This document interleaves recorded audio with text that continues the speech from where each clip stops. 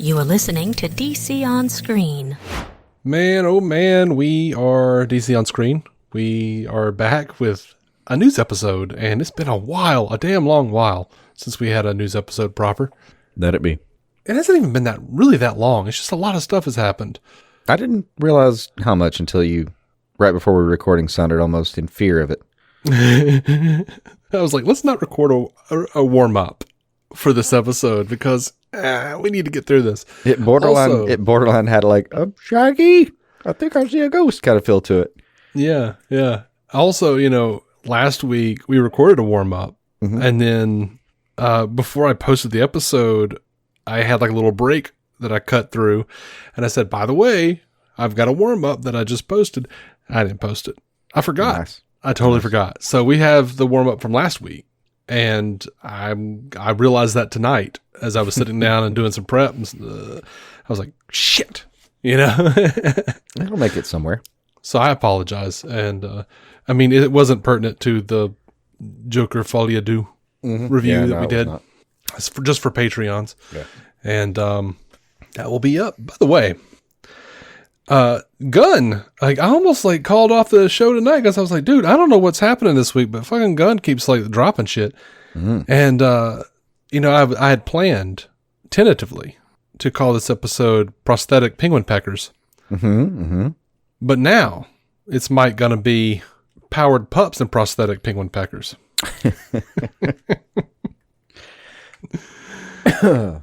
God, I'm not going to attempt to follow you saying that. That's the best it's going to happen. A powered pup picked a peck of prosthetic penguin peckers. That's beautiful. Well done, sir. little mini clap. By the way, I'm David C. Robertson. This is Jason Goss. Hiya. And let's get into it. Let's start with the penguin. Critical darling, this thing. 4 episodes out of the 8 in. And they just hit a series ratings high on their 4th episode. Jesus Christ. Nice. That's really cool. And look, man, the showrunner says that they have, or the executive producer Dylan Clark says they have ideas for more characters, to explore more characters from that movie space and do the same thing. So, all right, cool. Yeah. It's getting a hell of a lot more buzz than I'm used to. Right. I keep seeing that little bastard pop up everywhere. Right. And look, man, you can be a bitch about it. You can get me mad and be like, oh God, everything that Gunn has brought up or done, and everyone's like, oh, fucking Joker 2. All right, so fine. You don't like it. I will say, and maybe I'll go into it a little later. I will say that if this movie if Joker Folie à Deux had been super, super well received, then it wouldn't have worked. Because I think that it works perfectly that the joke is people aren't getting the joke. They didn't want Arthur, they wanted the Joker, and that wasn't what this was about. Anyway. You're right. The joke was on the producers the whole time. Dude, Yeah, absolutely. This movie was supposed to fail. I actually believe it now. I do. Anyway, but I think it's funny. You can bitch and complain about the Joker all you want, but realize that we are in a time where people are whining that the Joker movie wasn't good, but praising the Penguin show. Man, we are spoiled. I'm sorry, we just are. I was honestly just the other night thinking about how weird it was when I had the first episode of Gotham to sit down and watch one night. I genuinely, there was a weird moment where I remembered, before I actually hit play on that, I kind of remember thinking man, it's because they had this little weird half an hour premiere buzz thing. I don't know. It was a half hour of interviews and shit before the actual show aired. A thing that used to happen on network, aired TV. Yeah. But I remember feeling lucky, actual gratitude that, oh man, I cannot believe they're going to make a show like this. This is amazing. And speaking of Gotham, it's even weirder for us because guess what's out in theaters right now? That Saturday Night Live movie that Jason Reitman did. You know who's playing Chevy Chase? The guy that played the Riddler on Gotham. Ooh, he what? Yeah. Well, I want to see that cut now. Well, right? Yeah. We're big comedy fans, SNL fans, all of that shit. God, I forget his name. It was Corey Michael Smith. There you go. It was 3. I knew it was 3. Him and Penguin had 3 names. Yeah, Robin Lord Robin Taylor. Lord Taylor. Remember that one? Corey Michael Smith. Yeah. So for us, it's just like, I haven't seen him Rid- since John Wick now. the Riddler is over here playing Chevy Chase in a Saturday Night Live movie. Holy shit. He does have like a kind of, I don't know. Not that guy's in any way douchey, and he could definitely play something else. But when he plays douchey, his face plays well to it. Mm-hmm. Trust me, I speak from experience. I look like a smartass, and then you get to know me, and it's true.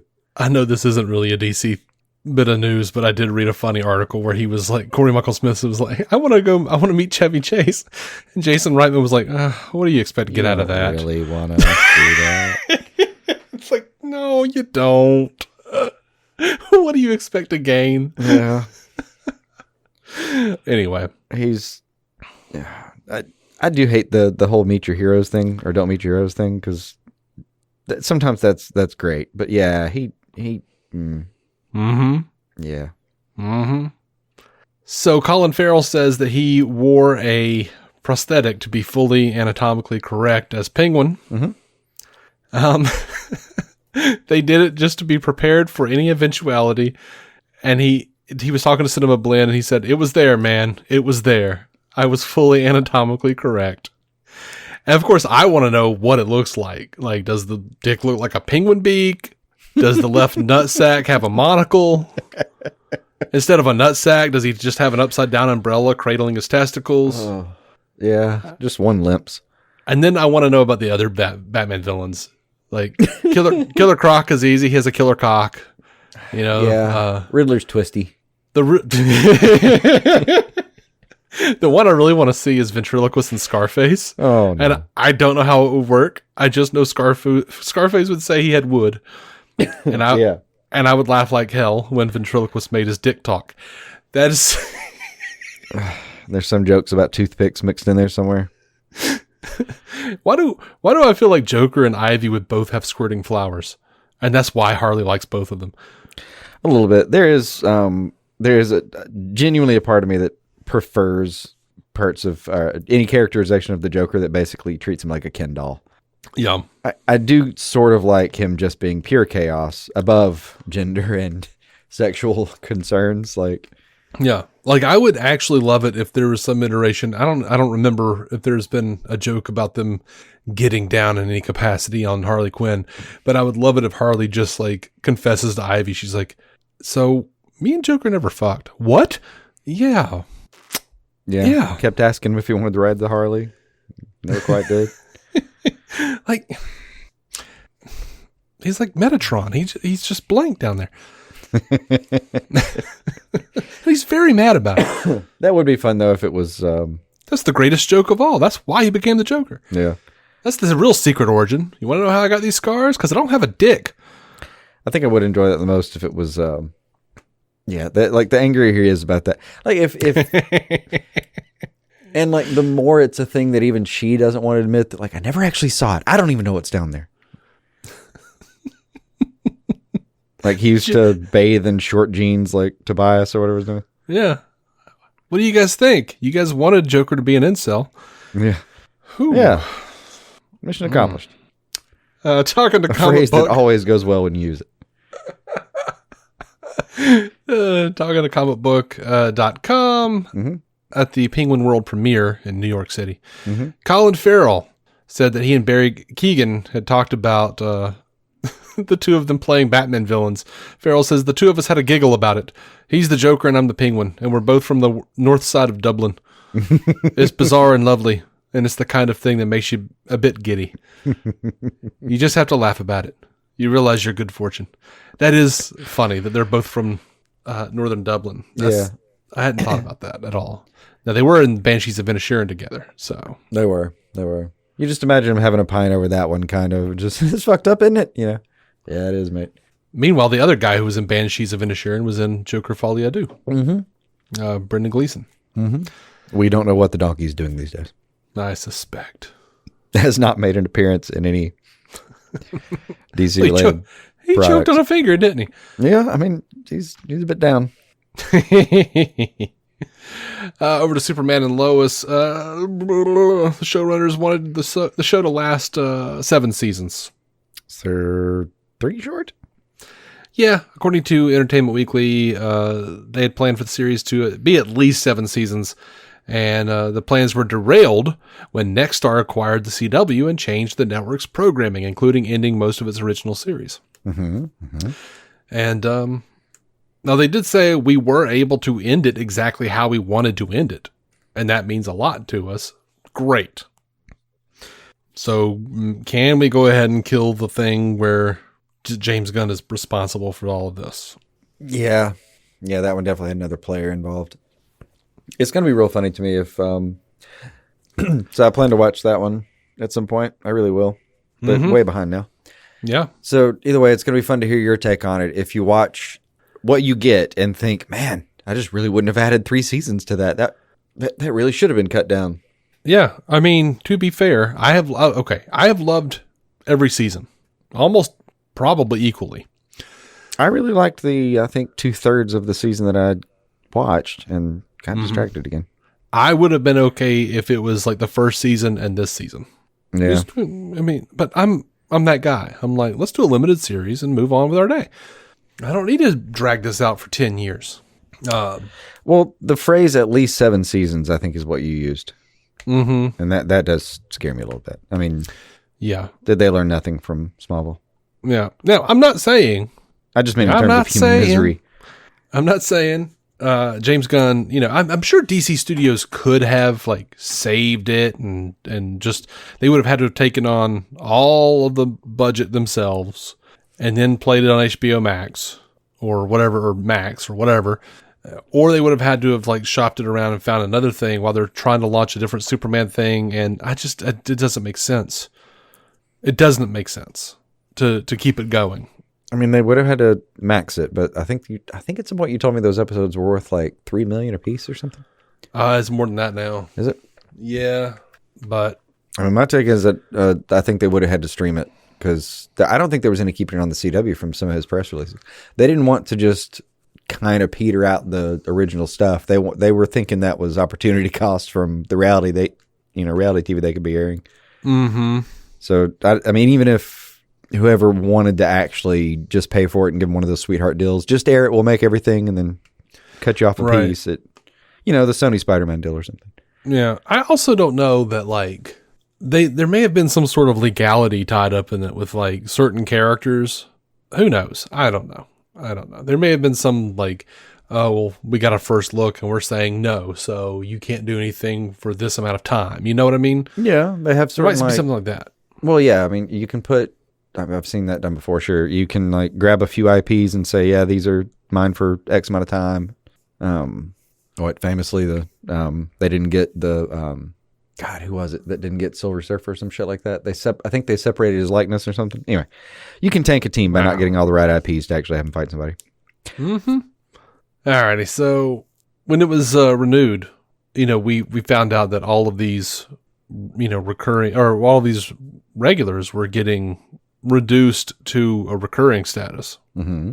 And that was totally like, that was not a thing they wanted to do. That was a thing that had to happen for them to be renewed. Budget cuts. That was like literally like a thing where it was like, no, this is happening and you can't do anything about it. And Todd Helbing said, when we talked to all the cast members, everybody understood it, and they were still committed to being in as many episodes as we could put them in. It also afforded us the opportunity to wrap all of these storylines up in a really satisfactory way. People get a full meal, so the episodes they were in, they're part of the storyline in a way that maybe they weren't the past 3 seasons, and it's really satisfying. That's kind of feeling like an Arrested Development Season 4 kind of thing. Well, it could be. Rotate things. Yeah. I mean, it's not like you're going to have I would imagine you're not going to have a ton of Superman, since he's dead. True. This is interesting. Do you remember who Elizabeth Hestridge is?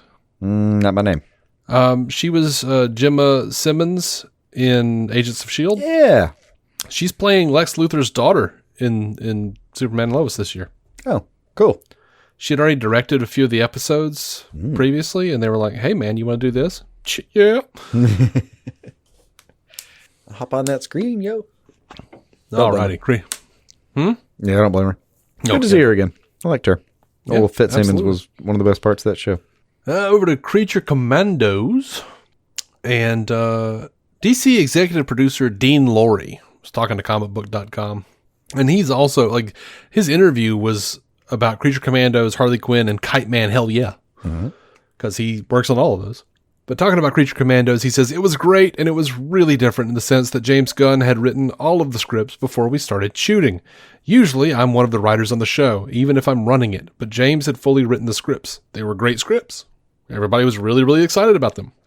So the process went to production quicker than normal because there were scripts that were ready to go, and we were really lucky to get voice cast that we have. I think the Harley voice cast is great, and Kite Man, and I think the Creature Commandos voice cast is easily the equal of those. It was just a pure pleasure to be working with James, who had such a very clear vision of what he wanted the show to be. He really knows that world. He knows it backwards and forwards. So just in terms of making the show, it's been a pleasure, and everybody has been great to work with. I think it's going to be a significant release. I don't know if people really know what they're in for yet, but it's fantastic. We're so proud of it. God, I love them all. When asked about his favorite character, he says, I really do love them all. But in a way, my heart is with G.I. Robot. I just love him.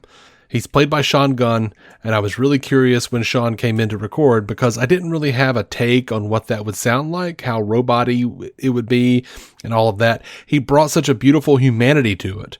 He also played Weasel, another great character. Every one of those characters is heavily influenced in different episodes, so you really get to fully know all the characters. It's definitely an adult show. There's a real sweetness to it, though, to many of the characters as you get into their stories. Now, I decided, yes, normally we don't talk much about this kind of stuff because it's an executive producer of a thing, talking about a thing that he's producing, and basically dick sucking it. But I trust this dude because of, Jesus Christ, have you seen Harley Quinn and Kite Man? They're fantastic. They are. It does inspire confidence. So to me, I'm like, that needs to be talked about. It does also seem unusual. I keep saying that story over and over again Gunn came in and had, half a stack of encyclopedias worth of material already ready to go. God, you can't fault him for not really being proactive about his choices here.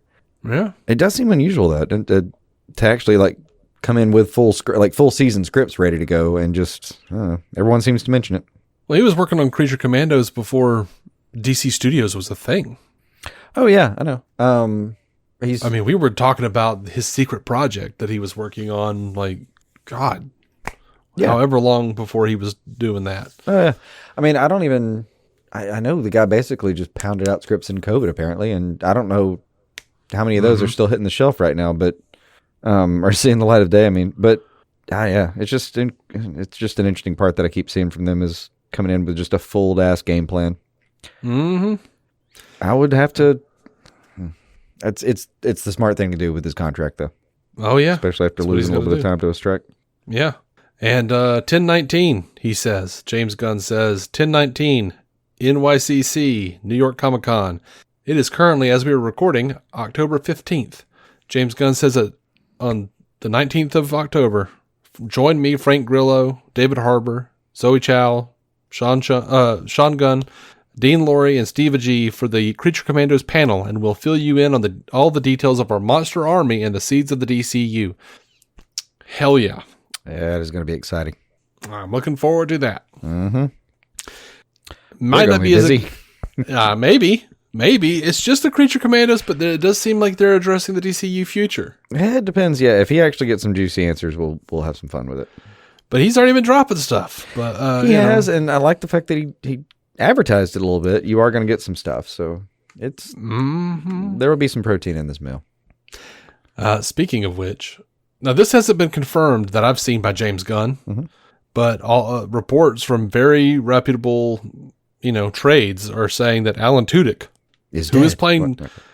no, don't say that. He plays Dr. Phosphorus on Creature Commandos, has joined the cast of Superman in a mystery role. Ah, beautiful. I'm going to laugh if it's Krypto. That seems like the most likely weird. That seems entirely plausible. He just shows up as weird animals sometimes too. I also guessed because of his extensive Star Wars history as a robot. I thought Keelix maybe in the Fortress of Solitude. Yeah. I just want to do Booster Gold. I know. So badly. No. I know it. And there's a really cool history of Superman and Booster. It's not super extensive. Just every time I see him meet, he's always so nice to him. Mm-hmm. So, our buddy, our guy, Brooklyn Batman, over on Threads. Yeah, a little bit. Hell, friend. Asked James Gunn if the assembly cut is done for Superman. And Gunn says, "Oh, it was done long ago."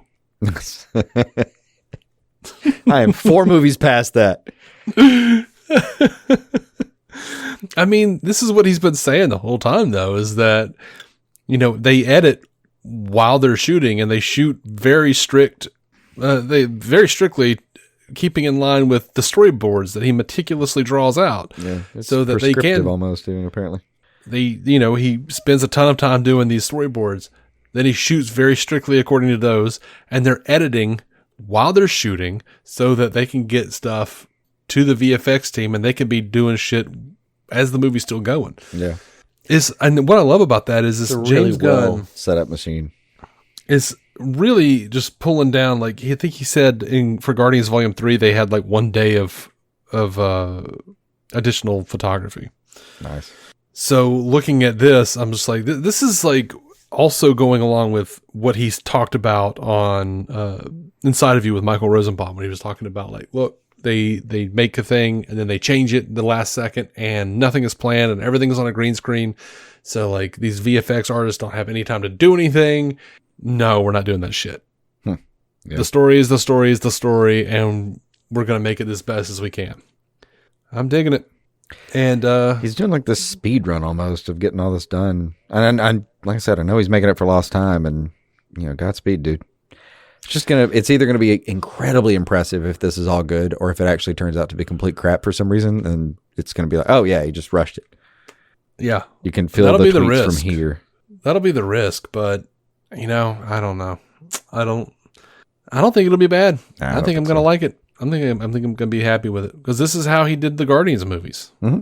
This is how James Gunn do. Yeah, I ain't scared just because it's got a good process. And people can complain about it all they want, whoever that is, but I loved the Suicide Squad. I really did like it. Peacemaker is their biggest hit on Max. I mean, I went back to listen to that theme song again a few weeks ago, just on a whim. The song that took over our entire lives for like a month and a half. Do you really want to? Do you really want to taste it? Yes. Yeah. Yes. There was no escaping it. So today, and I sent you this, and you hearted it, so I assume you had a positive reaction. Gunn released a little video of Superman and Krypto from the movie, sitting on the moon, watching the Earth roll by. Yeah, it filled my heart. Overfilled it even. It gets better, though.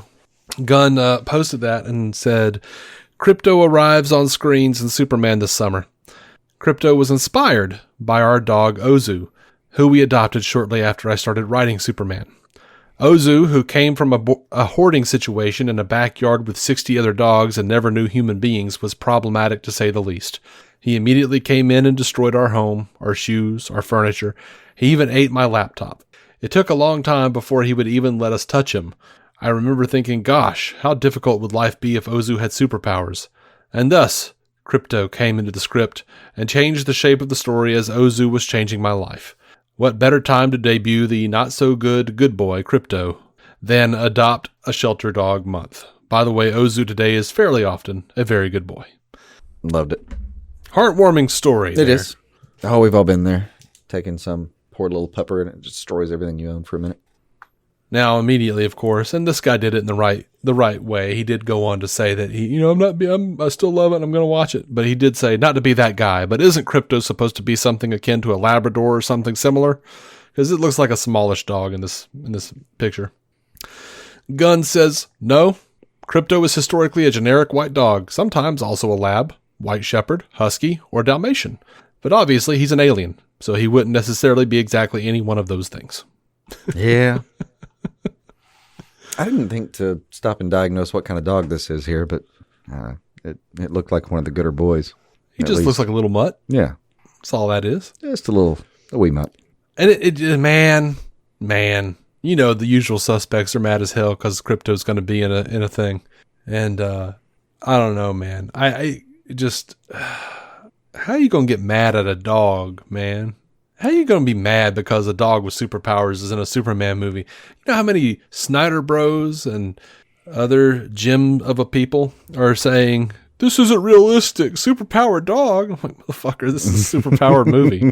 This is a Superman. And you're watching a Superman movie. What are you talking about? Realistic. You're watching the original unrealistic one. That's the whole point. It's like the people who are like, oh, now I'm going to be mad because Barry's using his lightning as a lightsaber. Yeah.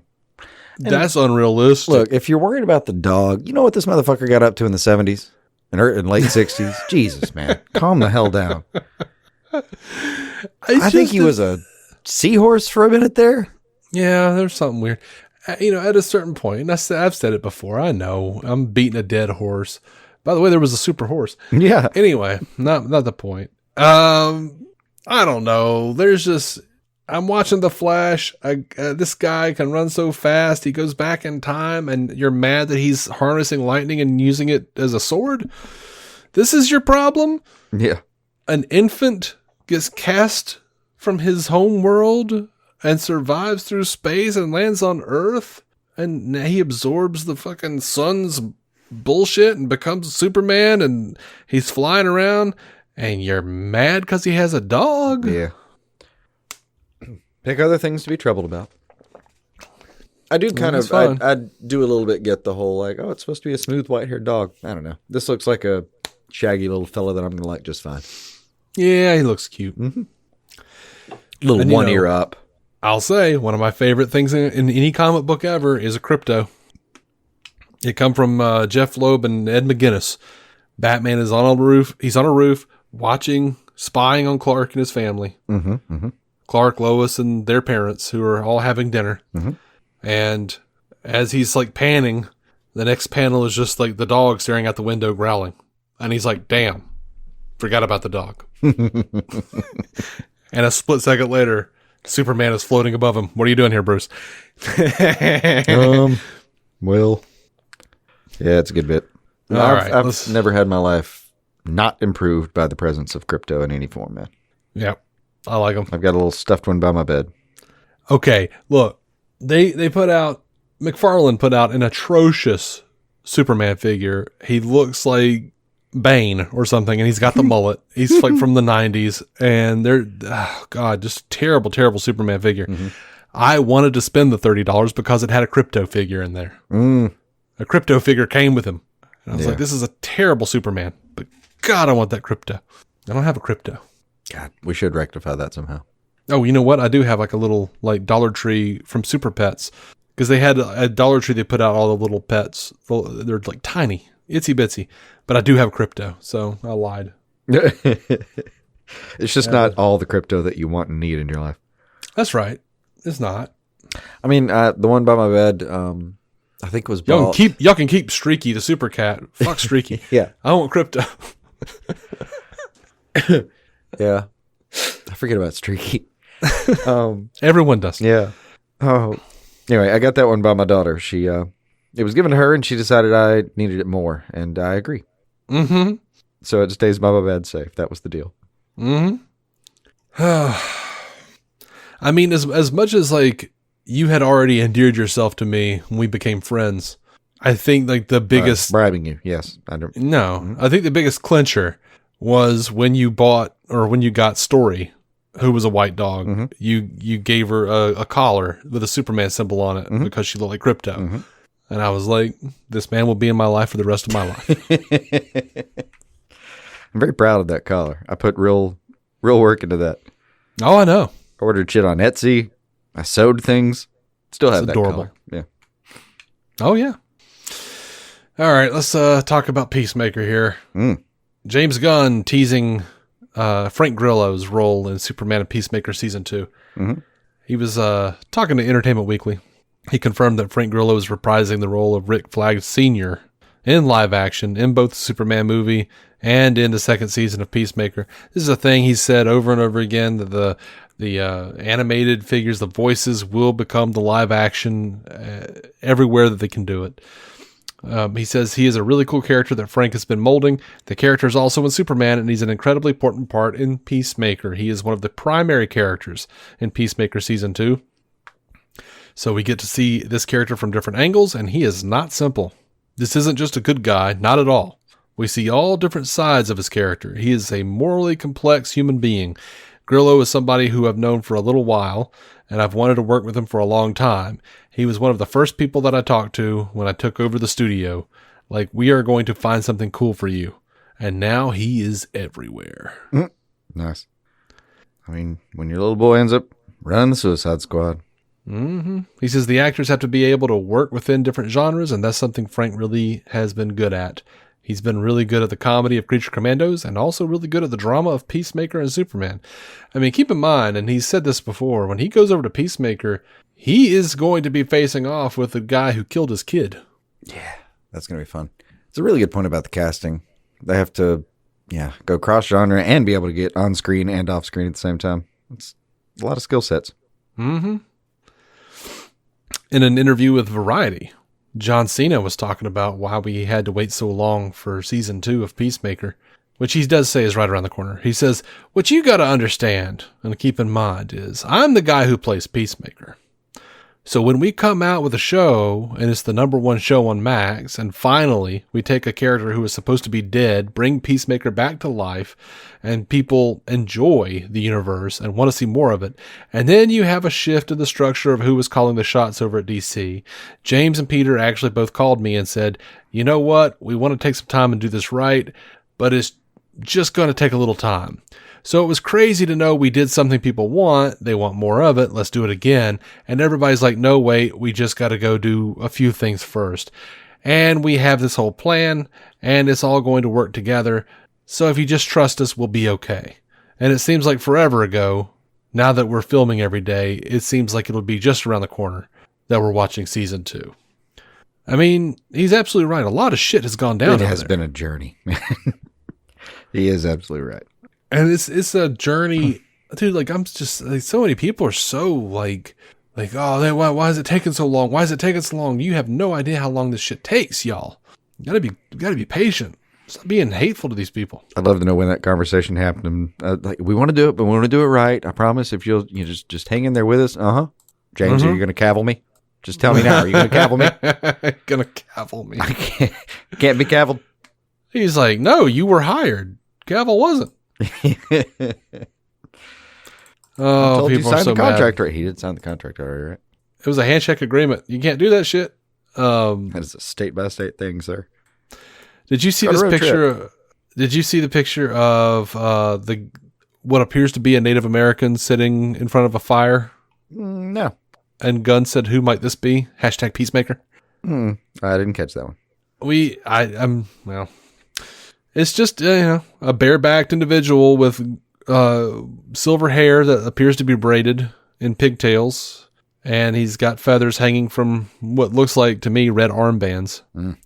You say, who might this be? I'm gonna say Apache Chief. Yeah, that feels like somebody that Gunn would mess around with. Yeah. No, someone said it's going to be Alan Tudyk, and I would be down for that, but only if they point out that he's a white guy appropriating a Native American persona. Like, if he's just totally clueless, that he's just like, I am Apache Chief, and they're like, no, stop that right now. This is not good. I've never thought about that, but they really could have gone that way with the King Tut character. If he just started trying to black himself every time he turned into, like, I could just see them try to tackle him. It's historically accurate. And then 2 people spear him. Mm-hmm. Did you ever watch Harvey Birdman, Attorney at Law? God, like 2 episodes, and I think I was incredibly high. That makes sense. They did an ongoing bit where, in one episode at least, where Apache Chief, every time he would grow, everyone would be like, oh, like all the people on the ground. And there's always like just one kid looking up his like loincloth and pointing like, oh my God. Just got a running joke about one. Every time he does it, just ruins one poor kid's life. I mean, it was the thing that I always wondered about watching Super Friends was like, do they just not see his dong? It's like no one notices that when he like gets real big, like you can just like look right up his little loincloth there. Yeah. And the Hulk's usually wearing gym shorts now that I think about it. Or what looks like to me gym shorts. Hulk? Tattered gym shorts. Yeah, I mean, they're just like tattered pants. Yeah. Yeah. But I mean, I've worn basketball shorts. You got to make sure the underwear's tight on some stuff. Mm-hmm. And for all the naysayers and crybabies out there, I don't know that this is Apache Chief for sure, but Young Justice did Apache Chief really well. Very seriously. So I don't remember that one. Of course, I haven't finished Young Justice. So I don't know if I just haven't seen it. You've seen that part. I think I've seen the just, first 3 seasons or 4. Yeah. They did him. I believe they did him and El Dorado at the same time. But they did him really well. Like had him out in like Arizona or some shit, and they were not nearly as campy. It was like they were like legitimately just kids with some powers and shit. Oh, cool. Like they wound up building them pretty well. Nice. There are several ways you can do it. Now, I believe James Gunn will actually absolutely be silly as hell if he does Apache Chief. Oh, 1,000%. Yeah. I mean, but to me, yeah, it's more realistic to acknowledge that these people are basically pro wrestlers with superpowers. Something I think Peacemaker did very well, actually. Yeah. All right, let's go over to this Harley Quinn, Kite Man, Dean Lorey, some more of this interview because he says, we love where we're at right now with what we've been calling the Harleyverse. It's very exciting to have multiple projects coming out that we've been working on. I mean, Kite Man was a major step for us to be able to bring that out. I know that a lot of people were kind of wondering why we would pick Kite Man as the first character to come out with because there are a lot of characters. And we talked about many things, but we thought he was sort of a fun, easy person to start with. Plus, he has a giant potential redemption arc for himself. And so we thought we would do that. We have a lot of other ones that we're really hoping to bring out. Things that are pretty deep in development. We really want to build the universe out, and we've gotten a lot of support from James Gunn and Peter Safran, and Warner Brothers Animation is really behind it. So we're really looking forward to building out this world. I mean, they got to be planning a Bane show, right? They have to be planning a Bane show. It would be hard to believe that Bane wasn't on the docket, yeah. Where's my pasta maker? I genuinely think they can do it with several of theirs, but yeah, that one, it had to have been a coin toss between him and Kite Man, maybe. I mean, yeah. I mean, Harley Quinn is already kind of the Ivy show, so you're not going to do that. Yeah. But, more than, I don't know, maybe at least half the time. It co-stars are at least half the episode. Yeah. Yeah. Now, also, Justin Halpern and Patrick Shoemaker, who were the EPs on Harley Quinn, said that they are going to be, in season 5, they're going to be moving to Metropolis to spice things up. Said you'll see Harley season 5 hopefully soon. We don't have the exact air date, so there's that to look forward to, which continues sort of the story of Harley and Ivy's relationship. I could tease that there's a big sort of location move. There's been a teaser that's been presented at Comic-Con, so I don't think I'm saying anything out of school when I say a lot of the show this season takes place in Metropolis. And they decided to spice up their relationship with a change of scenery. And this is my favorite part of this. Halpern said that the location shift will also see sort of an exploration of how Metropolis is perceived as compared to Gotham, and that one city is subsidized for the other's gain. Lovely. I could say we were very interested in the idea that Metropolis is always like this beautiful shining city on the hill, and Gotham, it's a cesspool. And that it almost feels like Gotham is subsidized for Metropolis's gain. So we were interested in that idea. That just sounds glorious. We're getting into local politics now. I love it. Beautiful. I love it. I see a city council meeting in our future. This is a fun what if, how could, might have been. Halpern and Shoemaker said that they almost had a character. They almost included a new character called Brownstain. Good guy. They said we created our own superhero that we wanted to have. A supervillain that we wanted to have in our crew who was named Brownstone. But everyone called him Brownstain because during a high-profile rescue as a hero, he shits his pants on live TV.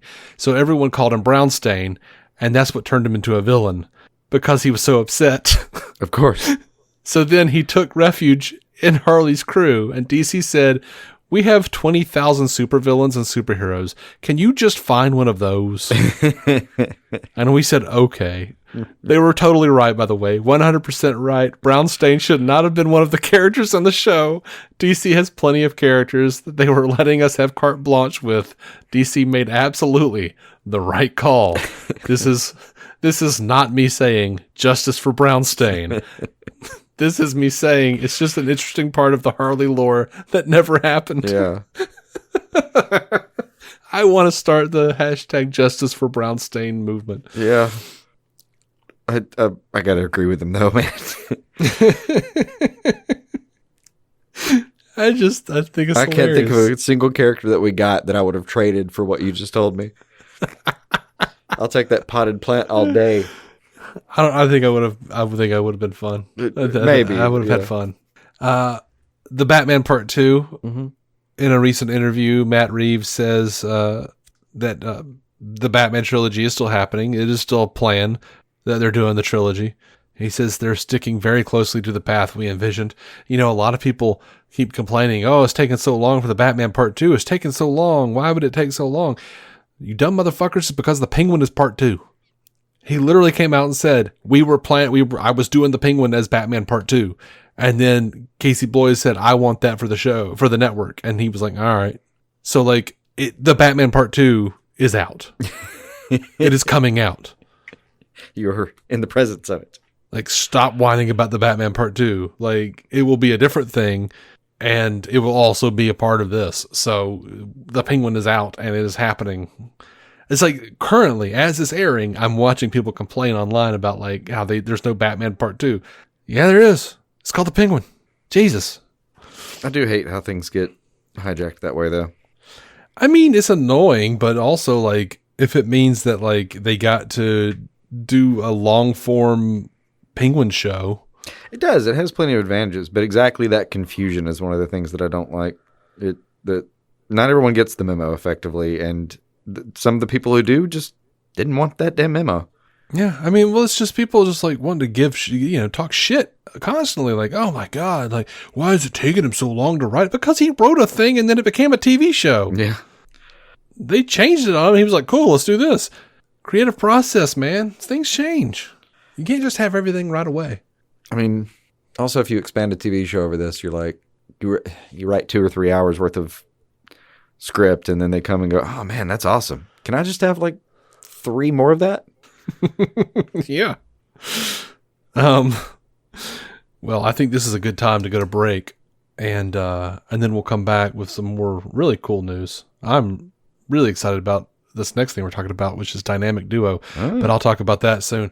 Be right back. Mm-hmm. All right, we are back, you dumb motherfuckers.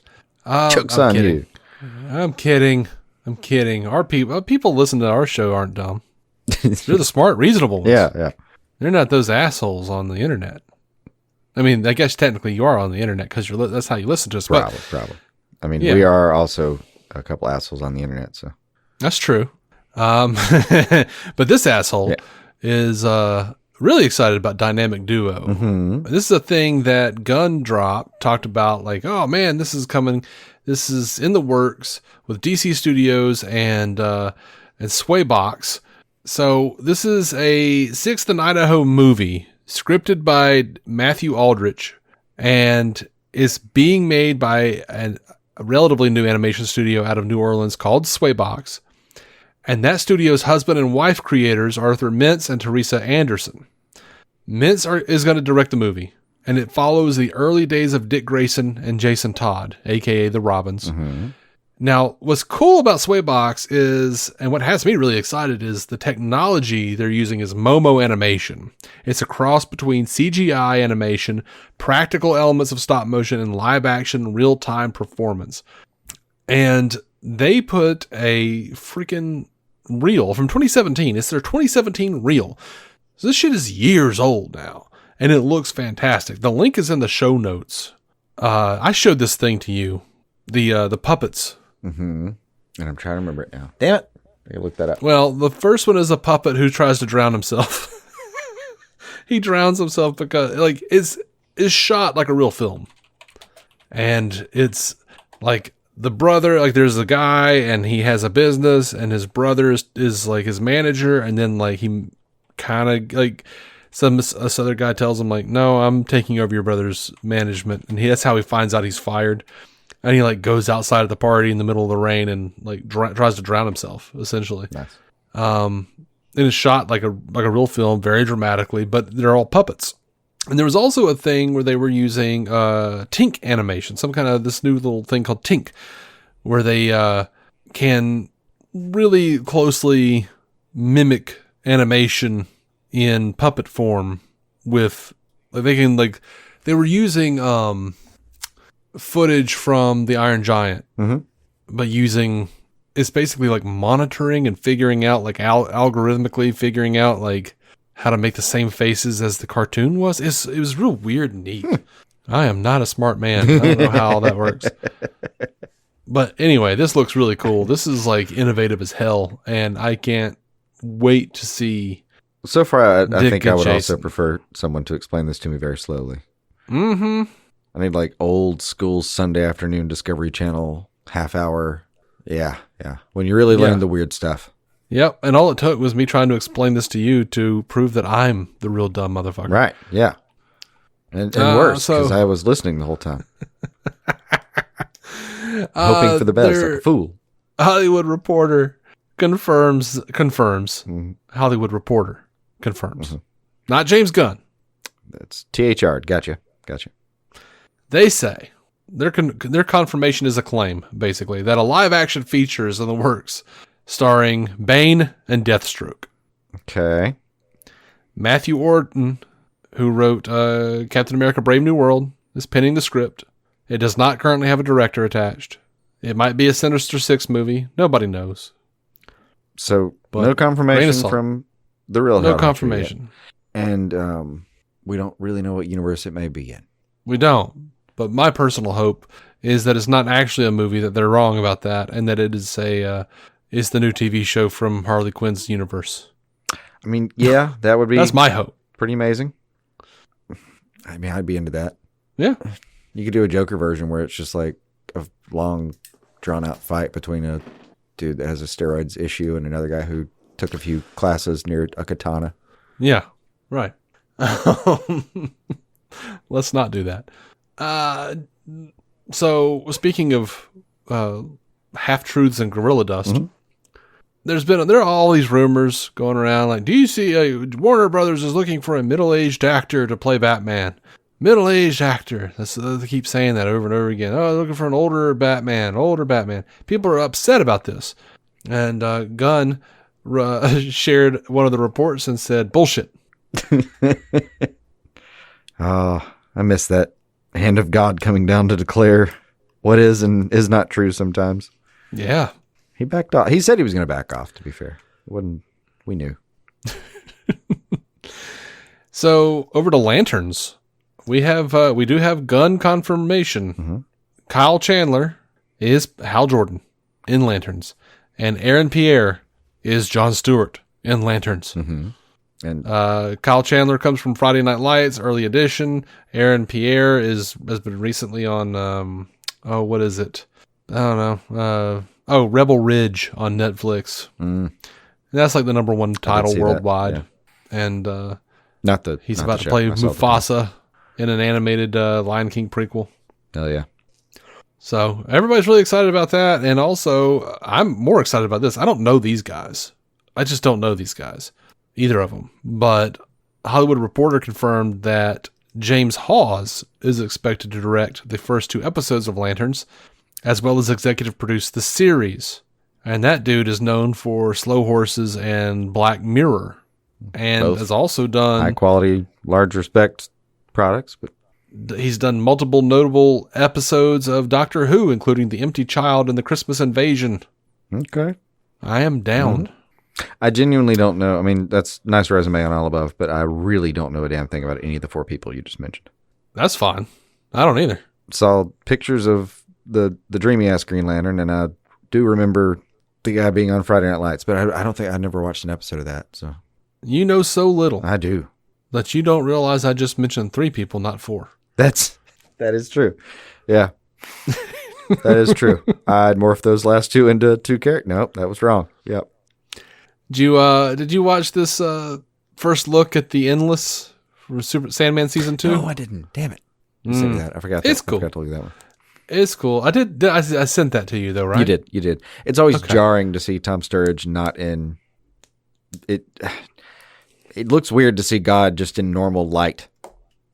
But yeah, I think the Endless look great here. I think this new season looks cool. I think the stuff that they're promising about how, we've got like a different chapter in Dream's existence, and we're gonna get to see like the Endless interacting and seeing the family dynamics, and I'm down for it.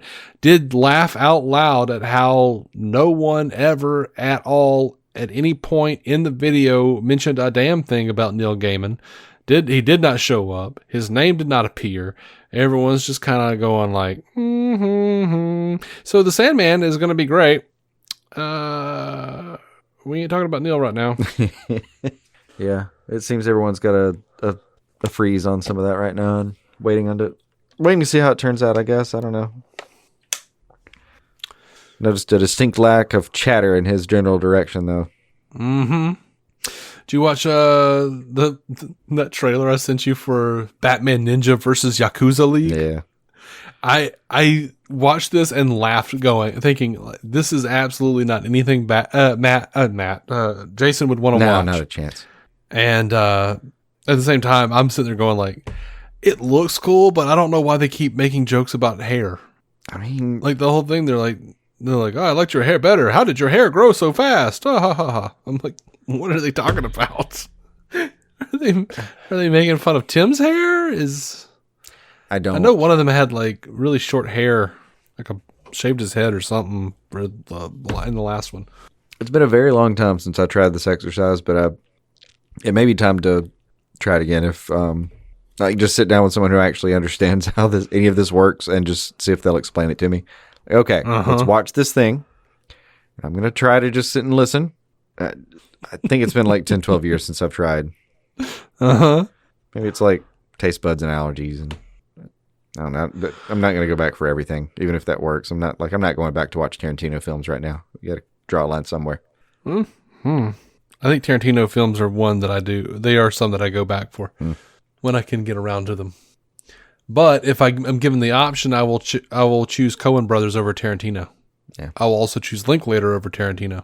Yeah, I'm good with those rankings. But I will choose Coen over Linklater. Yeah. Anyway, good with it. Supergirl, Woman of Tomorrow. Mm-hmm. They have cast the old guards, Matthias Schoenaerts, as the villain Krim of the Yellow Hills. God, that sounds like a children's show right now. As you're describing it. Oh, do you remember him from the Tom King graphic novel? Mm-mm. I do not. He was the ruthless King's agent, a sword-wielding, arrow-slinging criminal thief dubbed Killer of Men, Women, and Dogs. Oh, Lord. And that's who Supergirl is after the entire book, because he murdered the father of the girl, Ruthie, and she puts a bounty on Krim. And as this article says, sets out on a John Wick-style mission across the galaxy. It's just lovely. I also like him being used as a trope to shorthand it. Yeah. But anyway, like that's exciting. I love that they're casting people still. Oh, hell yeah. Like, oh, God, I'm excited. I love that book, and I'm excited. The whole thing's moving forward. And look, man, this is a good time for me.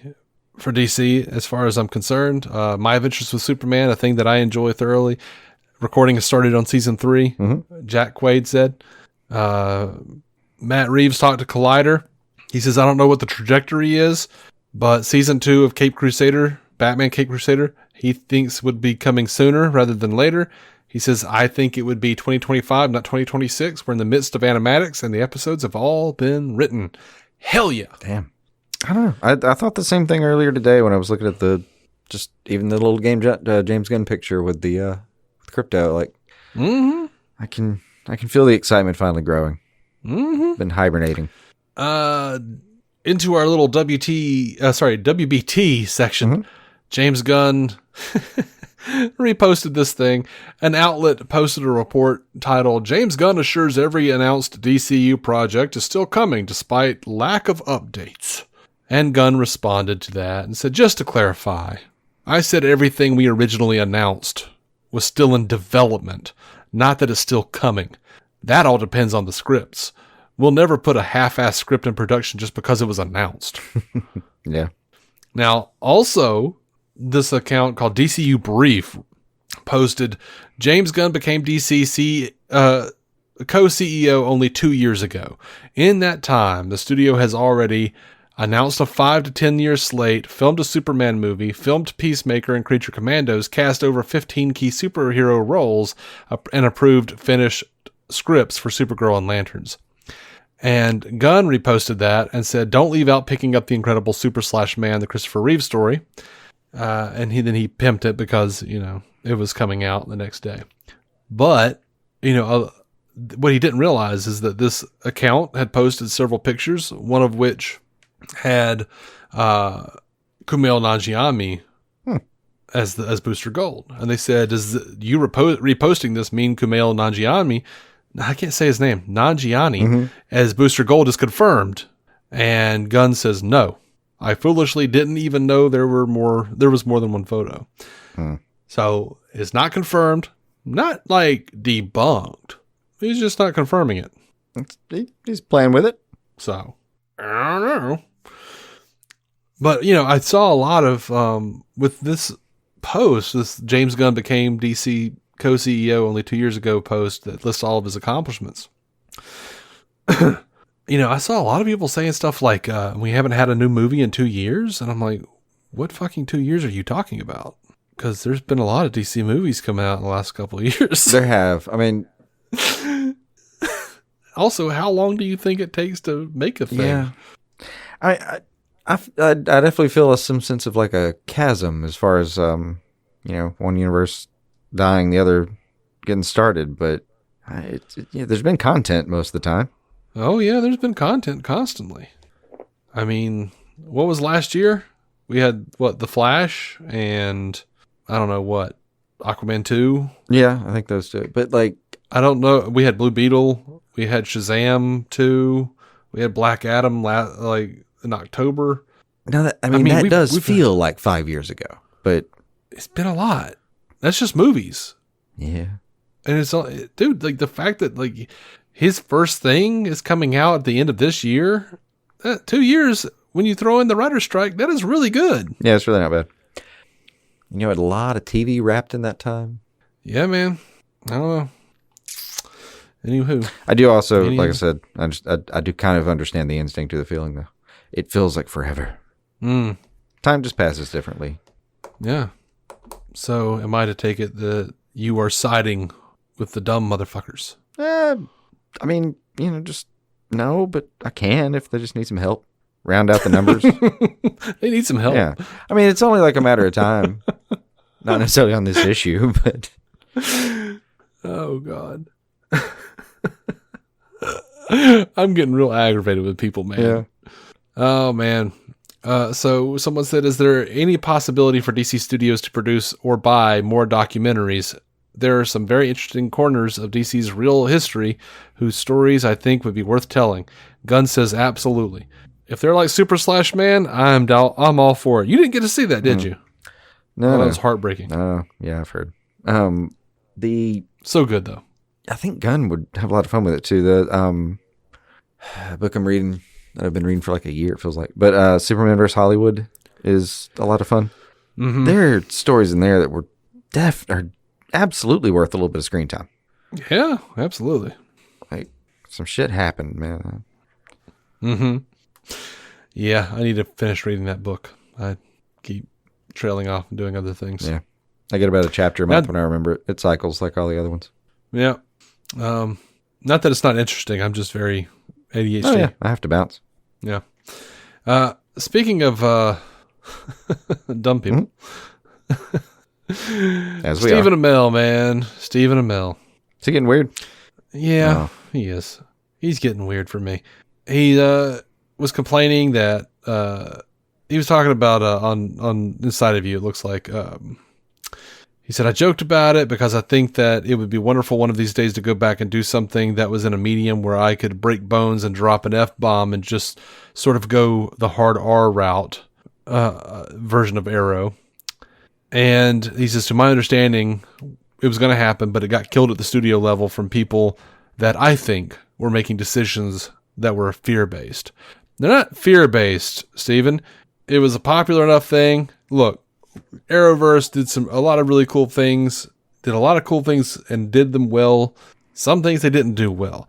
Yes, it was unprecedented to have that many shows, spinning off of your show, but it still wasn't going to translate into movie form and make us money. It wasn't fear-based. It's like actual damn data. Like they have like algorithms. They have calculations. They figure out, oh, that's not going to work. Nobody knows who the hell Stephen Amell is, general audience wise. You didn't think his salmon laddering could carry a full 2 hours on the I ain't screen? saying the movie wouldn't have been good. I'm saying nobody would have saw it. That is a wildly different point than saying it wouldn't be. I would have enjoyed the hell out of that movie.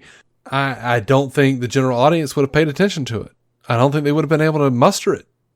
Well, I mean, one decent argument is, in retrospect, just on my memory of a lot of the Arrowverse, like I could have dealt with a lot of that being shrunk down in some ways. So, I'd read a script of an actual Arrow thing if you just kind of condensed all the action to a real movie. Sure, absolutely. I'd be curious. Absolutely. So I think that's like, a little prideful and ignorant for him to say. What I actually think is dumb is he was talking to a different podcast, and was complaining about Peacemaker, because on the first season of Peacemaker, Peacemaker says that Green Arrow goes to brony conventions dressed as the back half of Twilight Sparkle. And Stephen Amell was upset about that and said, that was a little unnecessary. I didn't fucking appreciate that at all. Okay, I am just going to come right out and say this. There was just such... Between the movies and Peacemaker a little bit, our show was kind of treated like shit. I get it. We're on the CW. I get it. It's TV. But I also get the fact that when people think about the most recent iteration of DC, they don't think about the Snyder Cut. They think about the Arrowverse. We got crapped on for years and years and years, and this just seemed excessive. I'm not actually mad. Yeah, right. But I just remember hearing that and just being like, fuck those guys. Like, seriously. I'm up here. I'm working just as hard as anyone else. Do you know how hard it is to play a superhero with no superpowers for 23 episodes a year? It's really, really, really hard. And I'm not looking for a prize, but like, maybe don't shit on our show. My guy, yes, you did a great job. It's hard. They are not making fun of your show. They might not even know your show is there. They're making fun of the character Green Arrow in their version of the universe. I felt like he was having an argument that was out of place, but he didn't make any points I disagree with. It was not the right response to that moment. Yeah, like, oh my God. He like went on to be like, well, I'm not mad at John Cena. I'm really like, if I'm mad at anybody, it's like, it's James Gunn for writing it. I'm like, why are you mad at anybody? It's not you. Yeah. You are not Green Arrow. You were in a universe, but like overall, Green Arrow is just a character in DC. I mean, yeah. Jesus. Like, if he's trying to get all interpretive with it, then in a lot of ways, Arrow's actually the universe prime of that whole universe. So, like, maybe he's thinking it's a Green Arrow that would look like him inevitably. Maybe, but also... Then we're just being weird about, why are you worried about being in the back half of a brony? It's fine, dude. I'll also say, I do think he's right that when people think of DC, they don't think about Snyder Cut. But I don't think, like, I think everybody thinks of their own thing that they love. That's one of the problems that we have with DC, is that everyone has a different thing that they love, and the fan base is splintered as shit. Yeah. So there's going to be like, 100,000 people who are like, yeah, fucking Arrowverse. And then like 30,000 people who's like, yeah, Snyderverse. There are. But there's also like anyone who knows how to 5 million people who are like, yay, Christopher Reeve. Yeah, easily. Yeah, any of that'll splinter. But anyone who's actually asking the question, like, what's if you're narrowing it down to DC, you're a certain kind of fan anyway. Mm-hmm. So, like, I feel like that's a whole group of people that are way more likely to interpret things through the world of the Snyder Cut, but not necessarily. They don't have to. Yeah, I just think that he's oversimplifying it, and he's getting a little weird about Snyder versus the Arrowverse. But I mean, I guess maybe it would make sense that he would, because Snyder was the one who came in and said, no, we're not going to merge with CW shit because tonally it doesn't fit. Yeah. And I do remember that because I thought it was a stupid thing too. Because I'm like, dumbasses, you got Arrow on the show on TV. You got Arrow. I mean, you got Flash. You got this stuff.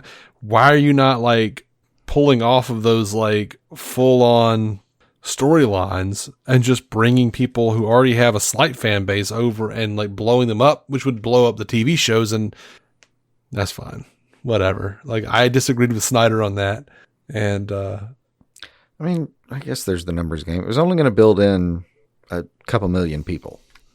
Right. It wasn't going to, there was an opportunity. Like, I think viewership for a lot of those shows peaked at 5 million for kind of most of that universe.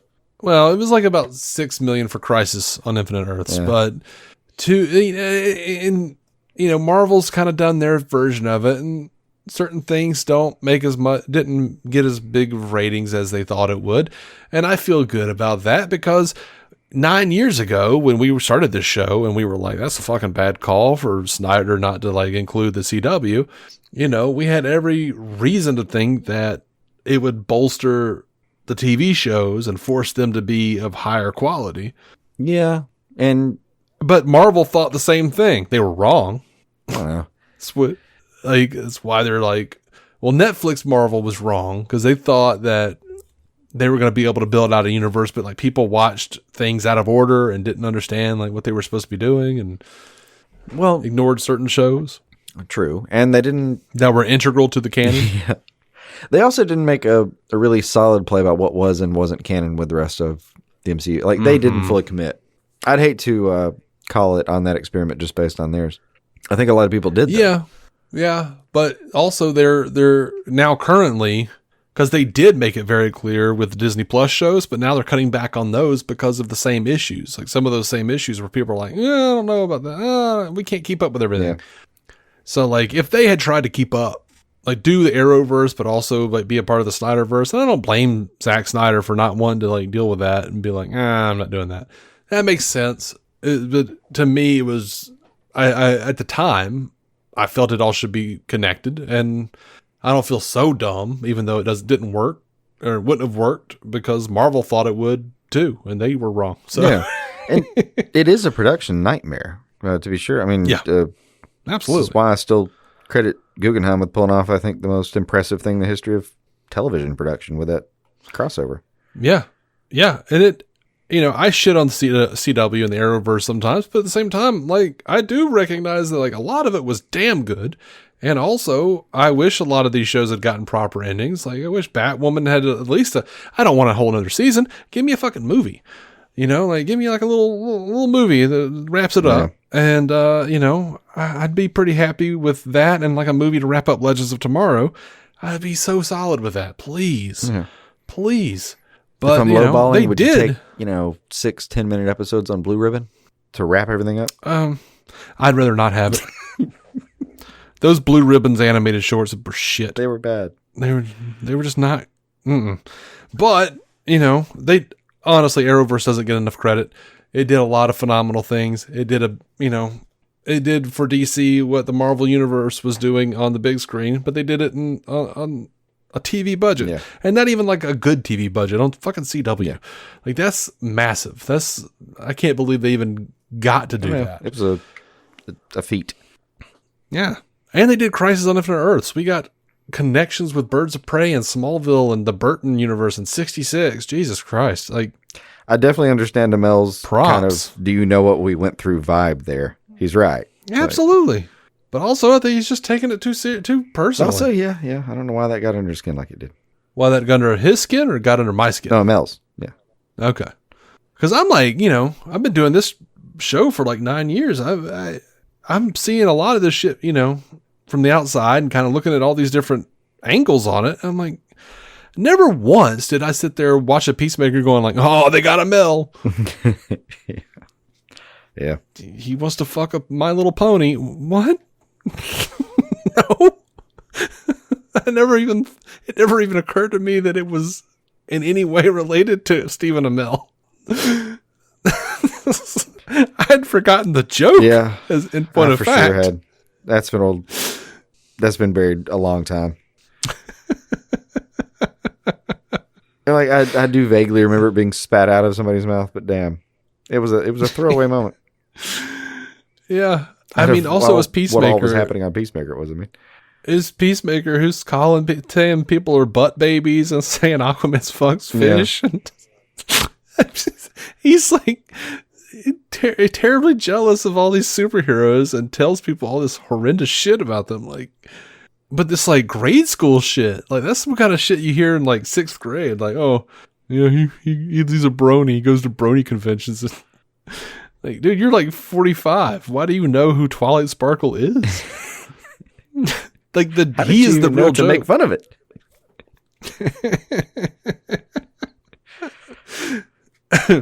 Anyway, so I think we're gonna end it out on Joker Folie à Deux because we got some stuff here, and I just didn't want to get all deep into it until the end because I just didn't want to. Let's go ahead and get this done. Yeah, it hasn't done well at the box office. It got shanked in the hallway as well. Pretty universally reviled. Which I think I continue to believe, yes, that is perfect. That is exactly what should have happened. People should hate it. Like, I'd be surprised if anyone actually made it intending for it to fail, but it would occur to me as I was making it that it would be funny if it did because of this. Yeah, I mean, it'd be my little backup plan to make myself feel better. I did wonder if Todd Phillips and Joaquin Phoenix were just like, okay, we've got to make sure this thing is not. I mean, they knew that it was going to piss off the everybody. Well, at the very least, the angry incel audience who saw Joker as a hero. Well, and then watch themselves through the second movie just basically get disappointed on screen and vilified in the middle of. I don't know, man. It was rough to watch if you were identifying with them. Yeah, if you identified with them. And like I have read that Phillips and Joaquin Phoenix were both horrified by the message that people were taking away from it. And they were equally horrified that the movie won an Oscar. Which is why, and we didn't even talk about this because I read about this later and was like, holy shit, that is a really good point. Like, Folie à Deux is totally like a response to one, the incels really glomming on to Arthur or Joker rather, as this iconic figure that they related to, but the fact that this thing won an Oscar and was even nominated for an Oscar,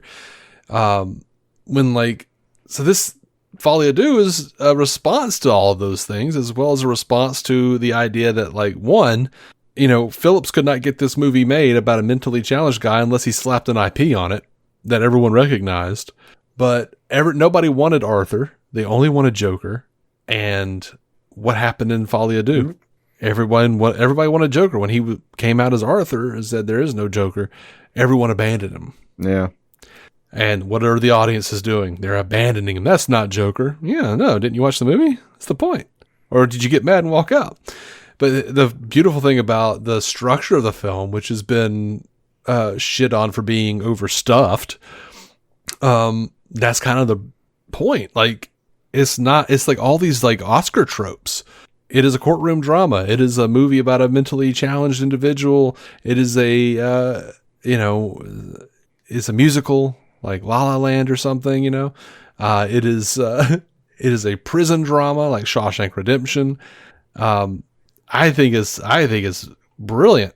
That was, something, someone over at comicbook.com, Coffee Outlaw, pointed out a bunch of that, and I was like, holy shit, this is absolutely accurate. That's a good point. Yeah. It is. It's just totally taking the piss out of the Oscars. It's fantastic.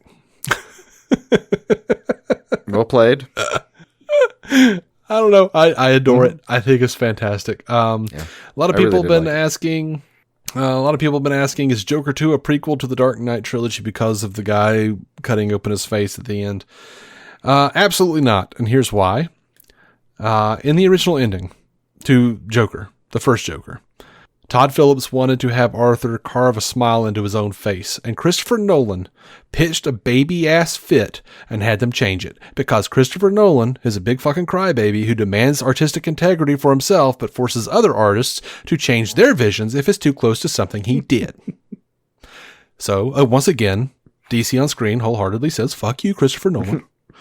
There's no way Todd Phillips would turn around after that and be like, you know what, let's make it a prequel. Yeah. No.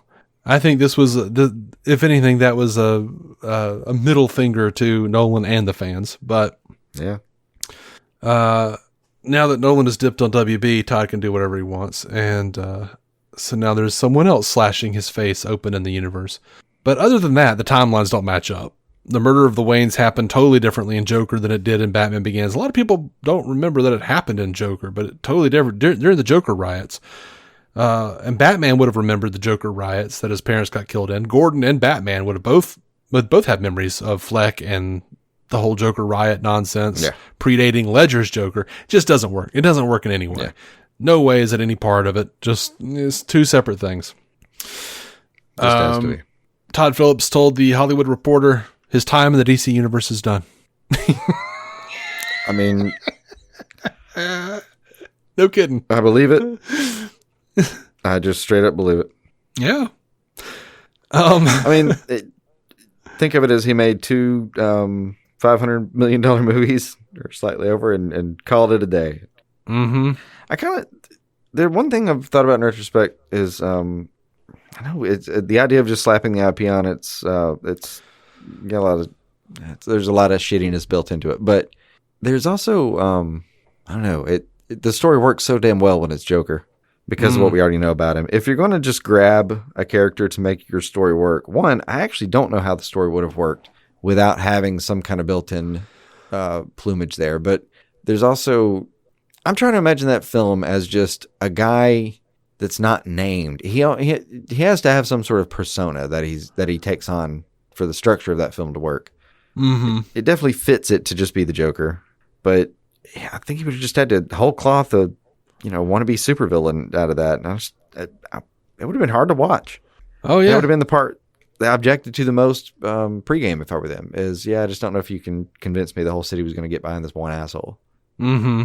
I'm not sure how much of it came after he had the idea of slapping the IP on it, though, because once you slap an IP on it, you're like, well, what kind of fun can I have with this? Yeah.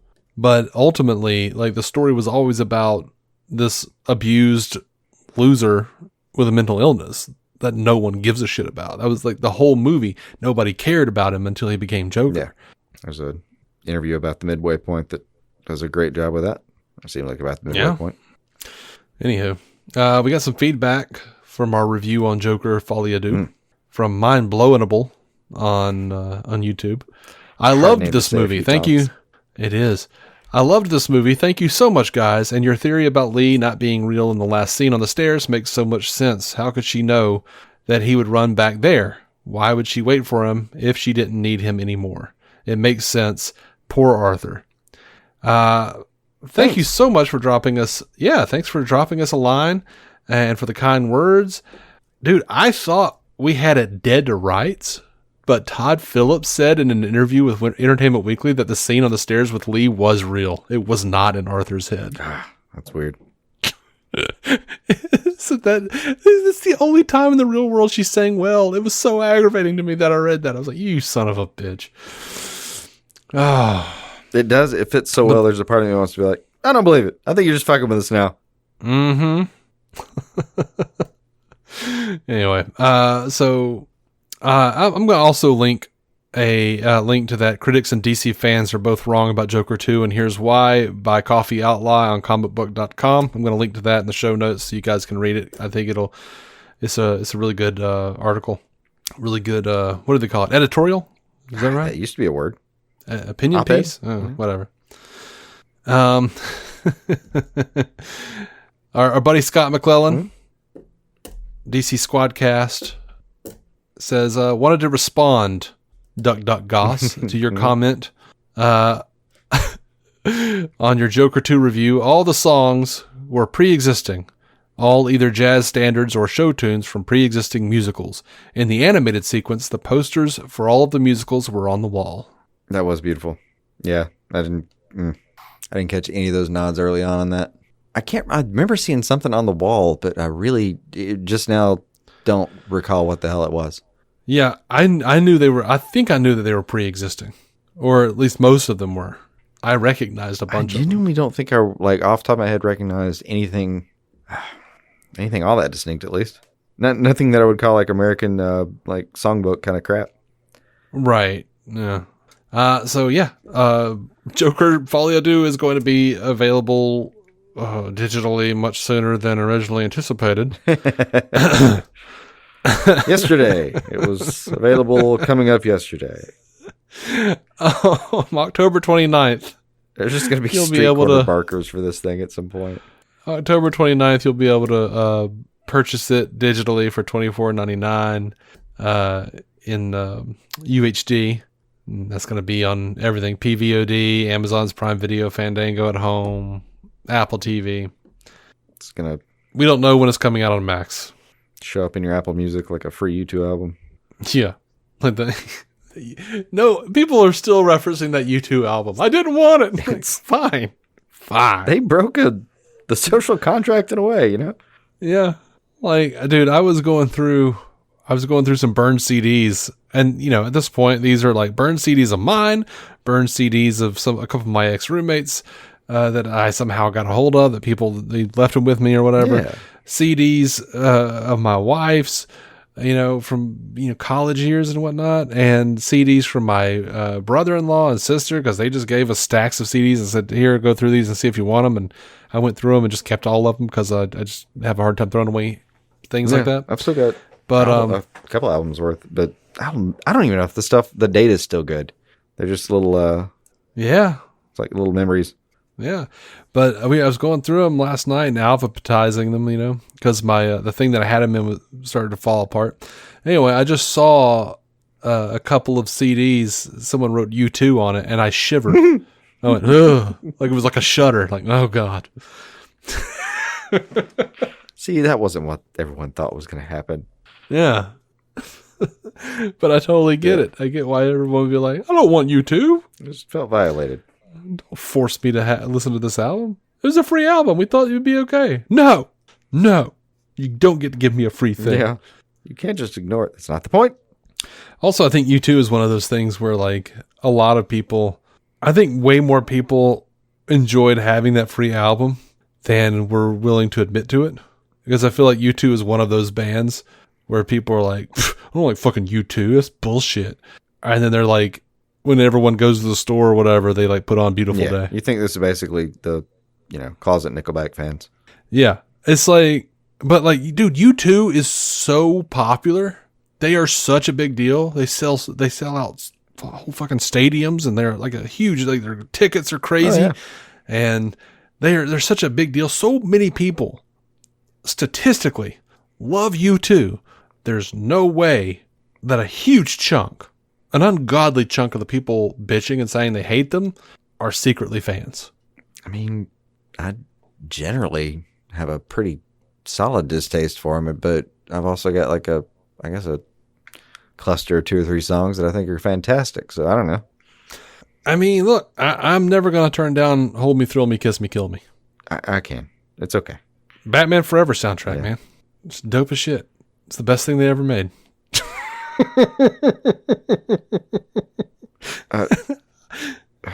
I'm not a U2 fan. I like that song. That one banger. Yeah. But I just, I think they're so basic bitch. I think too many people just like, I don't take anybody seriously when they say they don't like U2. I know you don't. And I know I don't. Yeah, but I mean, like, having an overall dislike doesn't mean I don't have exceptions. Right. I'm not even saying it's wrong to like U2. Yeah. I don't care. I've talked about the Beatles.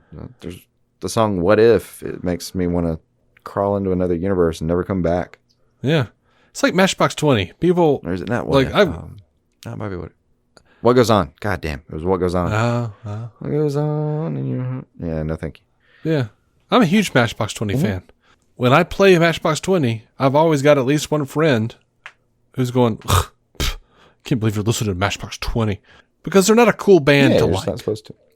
You're not supposed to like them. Like, how dare you? They're radio trash. They're just garbage. It's like, somebody likes them. I mean... Somebody likes them. They make a lot of money. I should keep this part of it brief, but you reminded me. But I watched Beetlejuice this afternoon. Oh, good. And exactly that point, though. There's a song in there where I thought I maybe had heard it before. Something like it seemed familiar for a second. But then I just sort of first, the voice caught my ear. I went, oh, God, that's fucking Wylan. Yeah, it was off fucking 12 Bar Blues, his one solo album in the middle of the breakup, at like toward the end of SGP, I think. Oh, okay.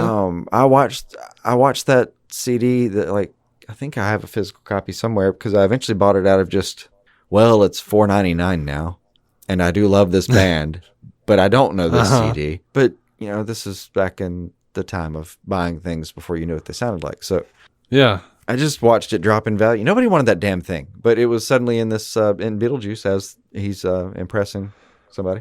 But yeah, that no one would have admitted they liked that. No one. I mean, it was panned by like everybody. Yeah, but things that get panned, like Weezer's Pinkerton, the best freaking album they ever did by a long stretch. That was critically panned back in the day, and looking back, I was like, oh shit.